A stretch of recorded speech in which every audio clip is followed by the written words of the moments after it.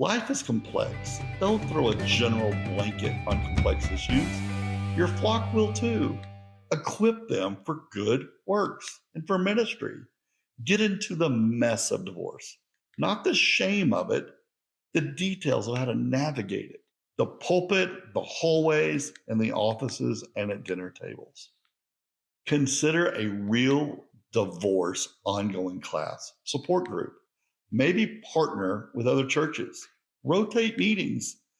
This podcast, and hopefully a future book or a workbook, literally identifies the milestones, hurdles, and opportunities of a divorced Christian.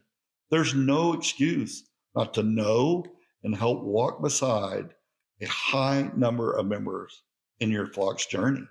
Divorcees listening, put in the work, then pour back in. Our job isn't just to find a new mommy or daddy for our children or to find a rocking chair partner for the rest of our lives. We too are called to love one another, to minister to those in need. Get healed. Many of us will have to do that outside of our own churches, but we can walk back in, forgive, be the resources for those in need. We can offer sound advice, listen well, hug hard, and let them know they are seen and heard. We may be bruised. We may have lost a lot of respect for those who have offended us. We may be a little bitter. I know I have been. But we can't just take our ball and go home with church. We must get our legs and go back to the business of authentic fellowship and loving on God's people.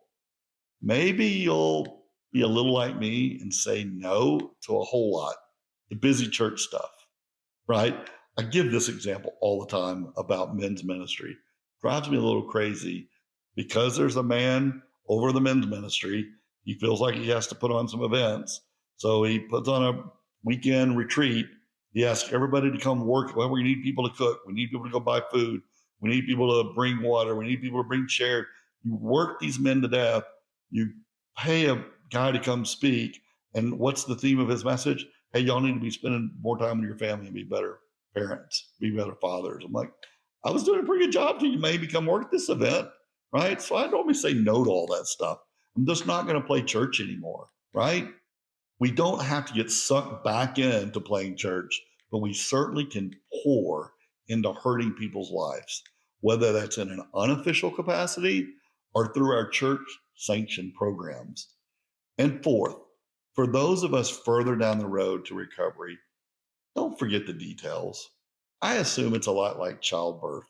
We move on, we forget the pain, we raise our kids. But let's empathize with those in the journey. Let's remember the loneliness, the pain, the soul crushing, shattered dreams, awkward moments. When there's someone walking into a church, bloody, with their clothes torn, limping from their divorce wreck, let's don't ignore and pretend it isn't happening. Let's not make a big deal of it and tell them that God values marriages. Let's sit beside them, bandage their wounds, help them with their recovery, and let them know that they are loved, valued, and seen.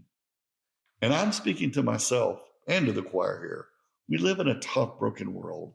It's hard out here. Let's don't abandon our churches. Let's don't neglect fellowship. When you're able, crawl, walk, run. Come back to your churches.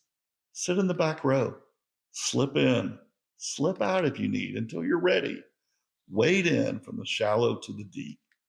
Rejoice with those being baptized. Take communion.